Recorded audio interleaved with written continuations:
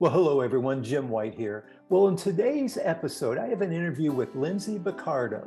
Now, Lindsay, she's a speaker and a coach, and she actually started her coaching practice working with what she calls high achievers, or young high achievers. And what she was doing, she would help them with their career. She coached them on their career path and making a plan for their career. Well, as a result of that, she has developed a very unique understanding of these younger generations.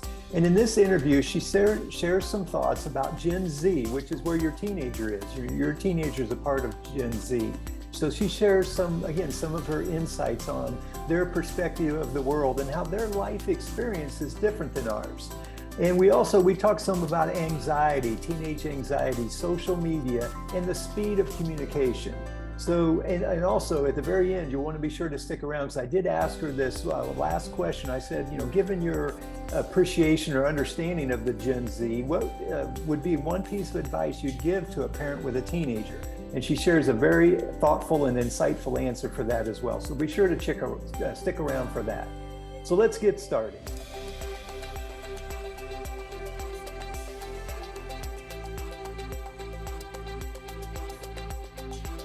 Well, Lindsay, thanks for joining us today. Thanks for having me, Jim. I'm excited to be here. Yeah, I'm excited as well. This is going to be an interesting perspective for our parents, because I know you work primarily in the corporate world. So Yes. anyway, give us a little bit of background as to who you are and how you got to this stage in your life.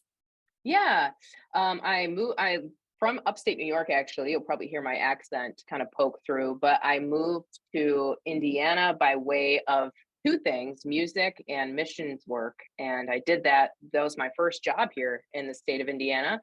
And I loved it. I did it for a season. And one thing I noticed, I'm a drummer by trade. That's one of my favorite things to do. One thing I noticed when I would play these shows is, a lot of people want to talk before and after a show.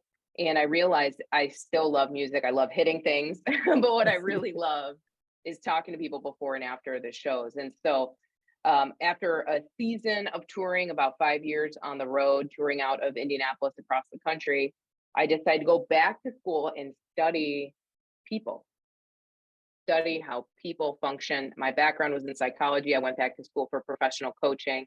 This was about a decade ago now. So you can imagine in the professional coaching space, most people doing that's kind of their second or third career, and they're in their mid to late career at this point. I am the youngest person at this coaching school, Right. by at least a decade. I walked in. You ever have a moment where you're like, one of these is not like the other, and it's me? Yeah, exactly. And I remember looking around thinking, what am I doing here? And got this kind of heavy feeling like, I don't think I really am supposed to be here. And I don't really work through, look, I'm young and I'm learning these coaching skills. What is the opportunity for me? Instead of feeling like I'm underqualified and too young, maybe I have an interesting angle to go into the market. And that's exactly what I did. So when I graduated from coaching school, I built a coaching curriculum for millennials coming out of college. Most people take their executive experience and executive training as a coach, and they go and work with CEOs and people in the C-suite. And I did the opposite. I took all of that information and brought it to the youngest population at work at the time, which was millennials.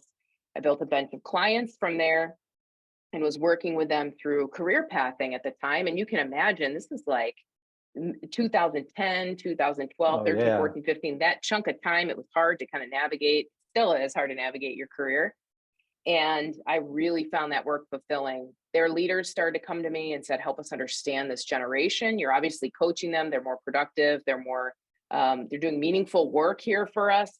Tell us the secret. And so I found myself inside of boardrooms. I found myself sitting in front of CEOs and leaders of businesses, helping to decode what millennials were looking for at work. And so I sit here with you today, 10 years into that part of my career. I started in 2013.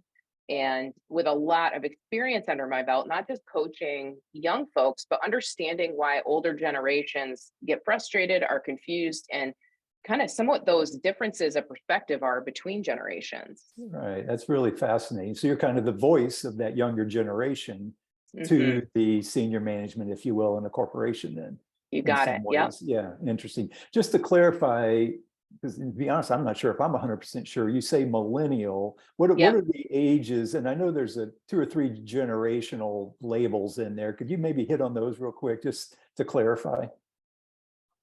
Yeah, so generations are typically, you talk about them by birth date. You don't talk about them by age, but you can imagine the reason that we do that is because we're sociologists, people that are studying generations look at, hey, when this person was born, what was going on in their world and society at the time. That's why we even use the concept of generations to begin with. And so it gets tricky because oftentimes people will say, well, young people are millennials and older people are boomers, but it's not quite that clean cut. And if you start to look at research around who's saying generational ages, who's labeling these times, it all depends on who you're looking at too. Are you looking at the US Census Bureau? Where are you looking for this information? Because depending on where you look, those birth dates and the way that research was done was different. So I just always say that first, because I think people get a little bit confused about what it means to be in a Right, certain generation.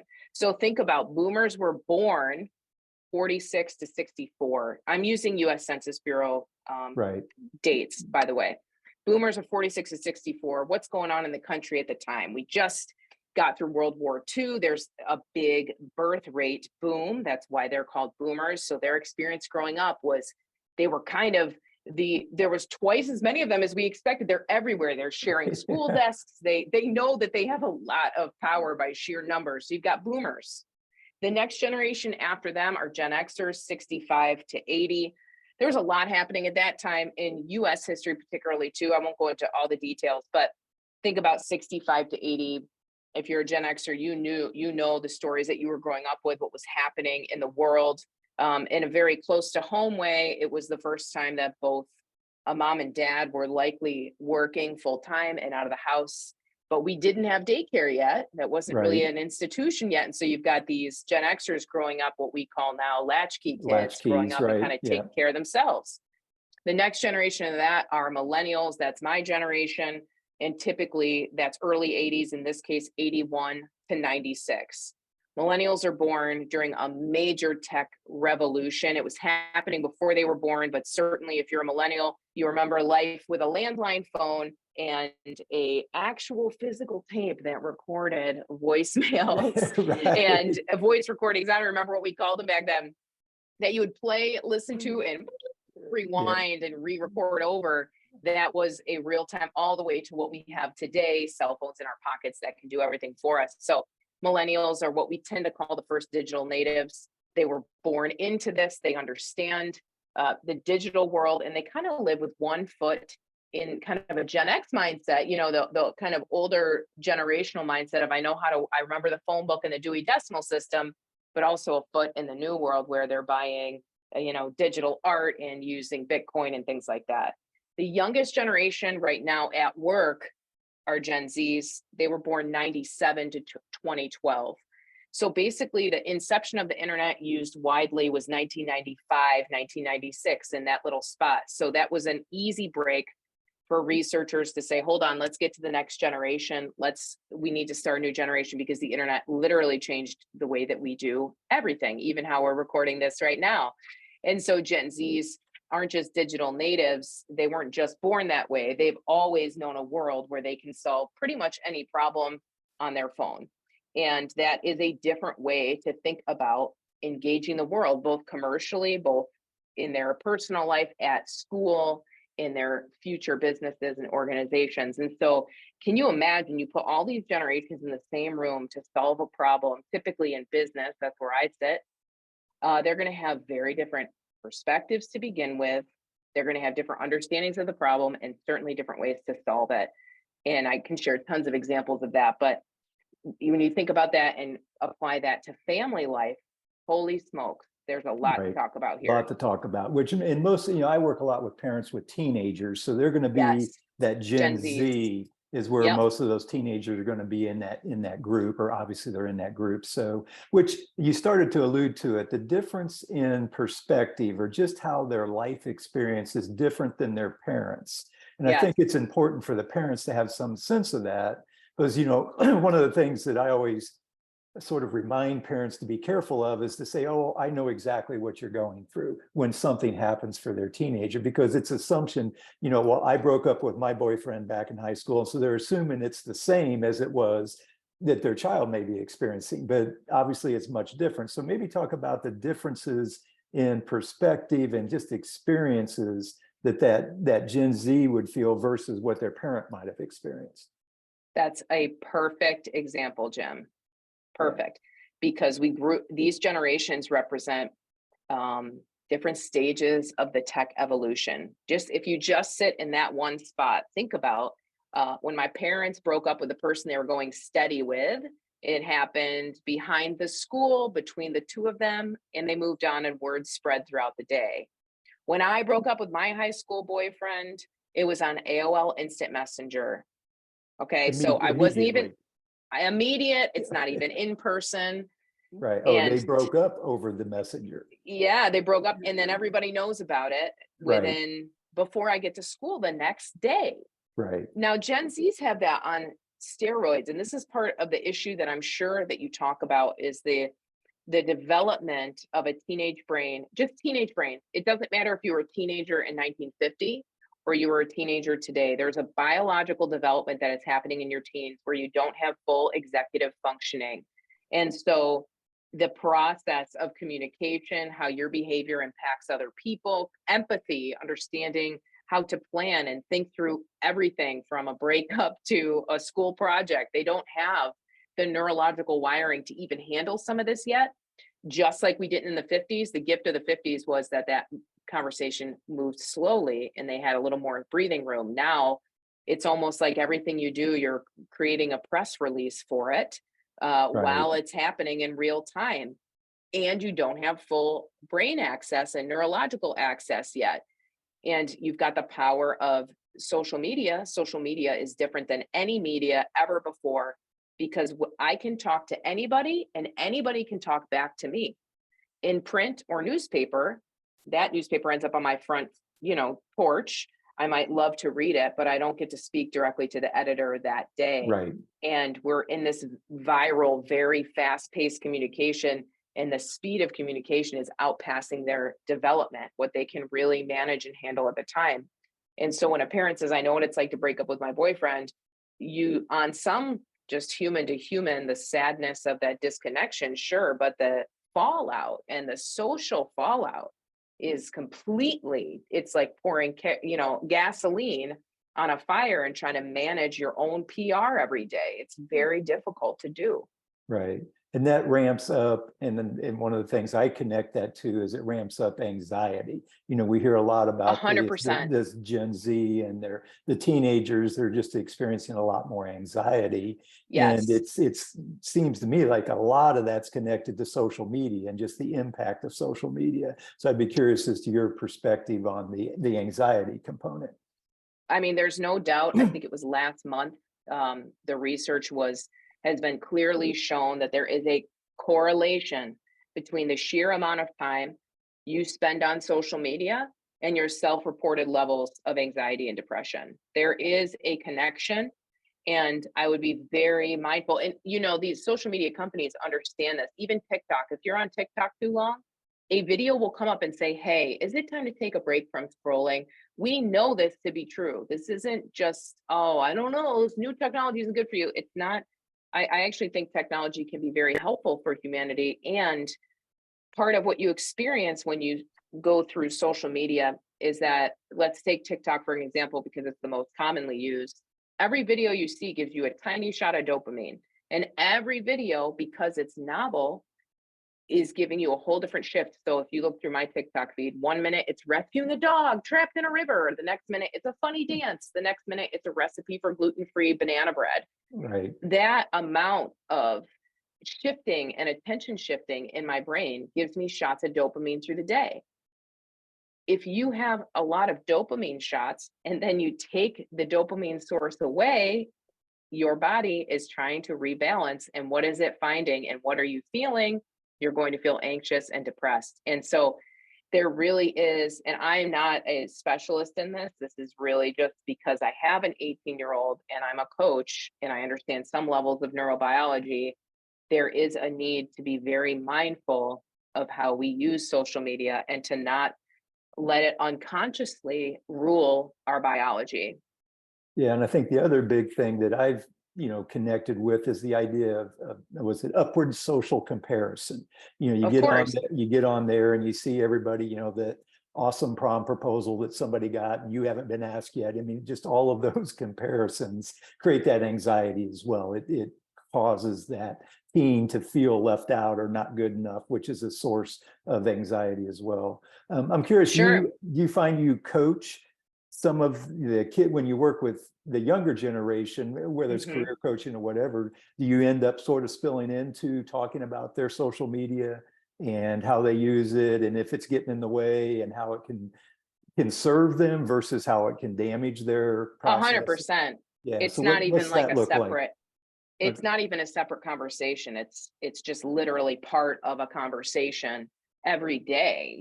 When a client breaks up with their significant other and they're saying this is causing me a lot of stress. The reasons we broke up are private. People are starting to ask me questions. I'm getting DMs. That really does happen. And so there's Right. this nosiness too, that it's not just the biology of social media. It's like you're alluding more to the interpersonal dynamics that are created when there are known entities of your friends, avatars in these places as well. Their Right. representation is there, and so absolutely, it's not even a separate, like, okay, this is how you feel about this. Now, how do you feel about it on social media? It's all interwoven. It's an innate part of how they communicate and how they spend their time and how they relate to other people. So absolutely, even on the job front, I mean, a decade ago, we were warning. Do you remember when we were warning young bucks to not put pictures of themselves Right. with alcohol on social Yep. media or anything that could be compromising, to just be really mindful? That's still, sure, that's definitely still part of the conversation. But even bigger than that, know that companies, the way that people that are leaders in any organization are also being watched by Gen Zs to see how they behave. Oh, So this interesting. all cuts both ways. I have asked people to, I have secret shoppers who will fake apply to a company. Like, hey, if you were applying for this job, tell me how you would go about doing that. And they'll say, well, I would find out who was interviewing me, who the leader of that group is. I And you would go to go the look. social. Yep, Interesting. I'd go check out their Twitter. I would see what they stand for. I would see what they're speaking about. I would go to their Facebook and see if how difficult they behave on Facebook, because a lot of people are problematic on Facebook, and they're going to figure out your digital footprint before they ever meet you in person. And so they understand, the next Gen Zs understand this intuitively, that cuts both ways. It's more their own social emotional self-awareness where they may not connect all of those dots, but they know that technology is setting them up, and social media is setting them up to have a public perception and persona. Which raises an interesting question that just popped up as well is from a parent-child relationship, that child is watching their parent on social media.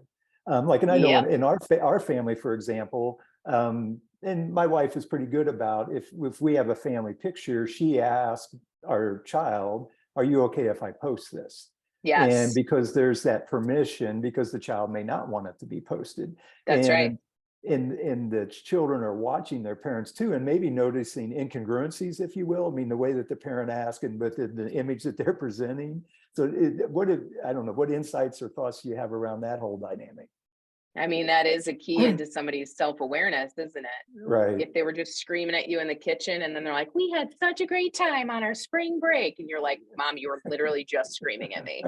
Um, I think social media is very revealing in that way. And I think in the next 5 years, there will be laws regarding posting minors on your account, Interesting. and Yeah. what that will Excuse me. look like, not because of the everyday holiday picture and the fireplace, but because so many parents are making significant, I'm talking millions of dollars on their children's behavior that's being recorded and posted to YouTube and TikTok. And there really is a movement around the ethics of of doing that. using youth Interesting. minors, yes, because they cannot give full consent, and you're using them to make money, similar to the laws around child actors. They think that there will be laws coming down around that. And I think it's really important. I've noticed this with my 18-year-old, is that there really does need to be consent. If I'm going to post a picture of her anywhere, I'm going to ask her, are you cool with me posting this? One time I didn't, and it didn't feel good to her. It felt like a violation. And that's completely fair, because for Right. her, it's like, this is the most public part about me. Please ask consent basically before doing that. I think it shows respect, and it shows respect for each child's own social norms around this topic of social media. It's interesting because I point out to parents that if you do that, you ask the child, you're Hmm. modeling that behavior, which then the teenager is going to be more likely to ask their friend, or, if they take a picture, it sort of models that getting permission. Because again, a lot of times the social media is posting that picture that the person, the other 16-year-old doesn't want posted, is where a That's lot right. of conflict can come up. And so you can model that behavior for your teenager as well, That's which exactly is right. awesome. So Yeah. any other advice for parents, thinking you're a parent too, but you Yeah. also, just from Yep. what you've learned in working with businesses around social media and just the way they engage or maybe communicate with their teenagers.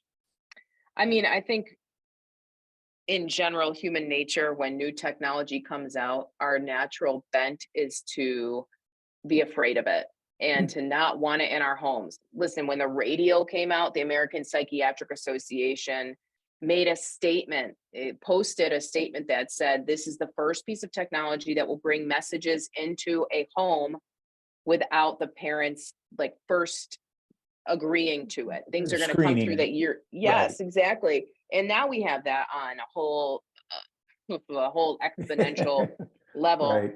And my encouragement to parents would be, um, sense when you're having judgment around a social media or a social media interaction, and hold space for your judgment. I understand. And if you can, to the degree that you can, stay curious and take a deep breath and understand that for kids, this is how they navigate the most meaningful thing. And we both know the most meaningful thing to humans is our relationships. If you want to destroy somebody, destroy their relationship. More than money, more than anything else, relationships are what fuel our hearts and keep us going. And social media puts our relationships, especially for teens, on a tight wire. And it's a lot that they're trying to navigate. And Gen Xers tend to be the parents of Gen Zs, and Gen Xers did not have this growing up. So it's like your kids, took the Oregon Trail by themselves across into the wilderness, and were like, well, gee golly, my kid got bit by a snake, and snake's not a big deal. And the kid is like, it's a rattlesnake. And we're like, man, don't worry about it. You'll be fine. Shake it off. There is danger and difficulty in social media that we really cannot comprehend from a teenager's perspective, because we did not grow up through it like they did. And so to stay curious and understand, there's going to be things your kids tell you where it's like, they didn't tag me in this photo. I can't believe that. That's so rude. And you're like, they probably forgot. Relax. It's a photo. Well, for them, It's the end of the world. that was a purposeful social slight in Right. their world. That was purposeful. And understanding, well, it felt purposeful to me, and it was. I know Sarah would only do that because blah blah blah. And instead of saying it's not that big of a deal, honey, relax, say, oh, that felt like a social slight to you. Don't get caught in the content and the semantics of what they're saying. Understand the experience they're having. Haven't you ever been socially slighted? Right. Go there. Don't worry about how it appears. You will never understand the translation, but understand how it's impacting your kid. That's the moment to move in, to show compassion, understanding for the human experience. And that's the piece that I think parents get confused on, because they get so annoyed. Like, who cares? It's Right. TikTok. Who cares? Or you got blocked, or you were left on red. Is this really that big of a deal? Oh my gosh. Well, for them, you've got to understand, those are big social cues for them. They mean something that you and I cannot truly comprehend Right. and to understand how it's impacting them under the surface. That's where the gold is. That's where connection and relationship can be built. Yeah, it's that not tagging them is no different than when I went to school, went to the lunchroom, and my friends sat at a different table, right? It's Brilliant. that's you know, Exactly. we felt that slight at that point. You But got it. that tag is the same to them, and that's the key. And it's interesting you mentioned, part of what I try to encourage and try to work with parents is on coaching skills. We both do coaching, and the Yep. idea of acknowledge and validation. Those are That's some right. coaching skills. And at that moment, it's just acknowledge what they're going through. Or on the flip side, it's not dismissing the feeling, right? Not dismissing what they're experiencing, acknowledging, and then creating some validation for it. And that can go a long way. You get it. And you know this as a coach, Jim, we always talk about like, don't get too caught up in the content of Right, what somebody's saying. It's how they feel about the content. That's the struggle, right, not the right. content itself. And if we go to try to solve the content problem, we missed the human connection piece. And most people, once they feel heard and understood, are pretty resourceful and can come to a solution that will work for them. Yeah, yeah. And the other point I think too, and you kind of alluded to it, is that I think you started to go there was the idea that the social media in and of itself is not necessarily a bad thing. It's just responsible use. Okay, and actually I draw the analogy to like driving a car. I mean, Brilliant. a Yep. car by itself is not a bad thing, and it can be super helpful. But if a teenager uses it irresponsibly, it becomes very dangerous.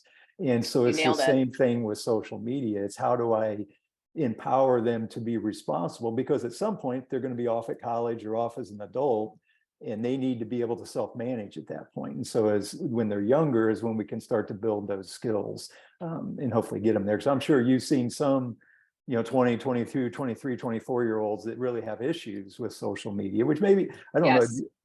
I've heard a lot of talk around addiction, and I'd be curious, what did you see Yeah. in research and what have you on the idea of being addicted to social media? Well, my understanding of addiction is that it's any behavior that's detrimental to your quality of life. So you could be addicted to working out. You could be addicted Right. to, it doesn't, I think addiction, we tend to think like she's talking about meth and cocaine, we kind of, Right. but it's really any maladaptive behavior that we're using um, in a way to help us cope with something in our world that we're using that actually ends up taking from us. It's sneaky sneaks. It's something that we think is going to give us life and it actually takes. And that could be a lot of things. And so I try to really open the conversation around addictive behavior versus if a substance or a person or social media can be addictive. Is my behavior at a point where this social media is taking away from the quality of my life? And I would Right. venture to say, Jim, if we surveyed anybody that has contact with social media, they have had seasons where they were so far in living this digital world that they were losing opportunities to connect with people and build relationships that would serve them. Outside. Right. Yeah. And so I think that a lot of us do have addictive behavior. You know how many times I probably look at my phone, Jim, and I don't even know that I just looked at it? You know how many Right. dopamine hits I go Right. for throughout the day? I have 5 minutes. I'm going to jump on TikTok. And, Right. I think that there is behaviors that don't serve our greater good. And it's kind of, you think about how important human connection is and storytelling, and then you pair that with endless amounts. It sounds a lot like, what cocaine is a cocoa leaf that's been ground down and Right. made It into a kind of powder so you can have a 50 little leaves rush. at once. Yeah. And, we've had the same conversation around energy drinks. As a cup of coffee, is it Right. really an addiction? No, but if I'm drinking 3 energy drinks a day, taking in 600 milligrams of caffeine, I put myself into a precarious situation that's not good for my heart. It's not good for my blood pressure. I put social media in that a similar container. What do you think about it? Do you think that people can be addicted to Yeah, well, social media? I would go the same play. It's a matter of how it's affected. It can be destructive, right? It can affect Hmm. relationships. It can affect your health. It can affect your sleep habits. I mean, and that's sort of whether it's a drug or social media or, whatever it might be. That's a point that it's not serving you at that point. And that's the kind of the direction I would go is how can that social media serve you and empower you to have Yeah. a richer life, which it can in a lot of ways, because it's a way for you to connect and learn things from all over the world that we never used to be able to do. But it should be in service of you having a fulfilling and purposeful life. I mean, that's the goal. And That's it's a exactly matter right. of creating some awareness of, okay, is this taking me a different direction? You know, You is nailed it. it hurting me? So, and yeah, so that's where I would try to encourage parents to focus on and try to, because I like to take that positive look, you know, how can I look at social media and my teenagers' use, and how and have the conversation with the teen. How can we use this to serve you and Yep, empower you and have you move forward, and just recognize when it's not. So that's it. yeah, Yes, yeah. Well, I know we're that's running a it. little tight on time. What one last, if you had one piece of advice, and you're a parent as well, but then all the work you do with executives, is there any Mhm. one thing that it's like an insight that maybe you've had that you thought, oh, that's really helpful, kind of a thing? I think when dealing with our kids and when dealing with different generations, whether they are younger or older than you, there's a few steps that you can take to slow down and create connection instead of conflict. And the first piece is just to recognize that you have a perception in this moment. And whether it's because you have a nurse coming in who um, is 90 years old and you assume that she can't do her job, that's a bias, that's a perception. Or you've got a 16-year-old checking you out at Kroger Right. and you're thinking they can't count change. Oh God, these kids these days, the world's falling apart. That's a perception and a bias. Recognize that that is your story. It's not necessarily, you don't actually know this person that you have Right. this bias around. And even our kids, we don't really know all the layers to our kids.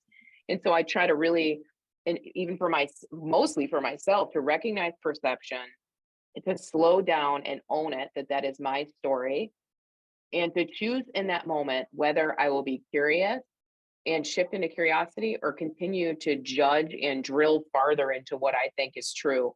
And we have that moment as parents over a dozen times, even between just over dinner, you know. Right.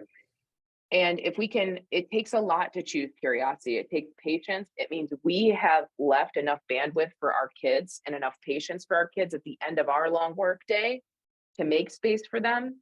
And I know for me, I've had to change the way that I work so that I have that emotional bandwidth at the end of the day to still be curious. When we get tired, y'all, we start making cognitive shortcuts and we just don't have time. We don't have the energy to be pause and be patient. And so my encouragement is, you know, for us to, if you're managing other generations, if you have kiddos, is to leave enough space to still be curious at the end of the day. Leave yourself, your emotional battery, make sure you've got some left.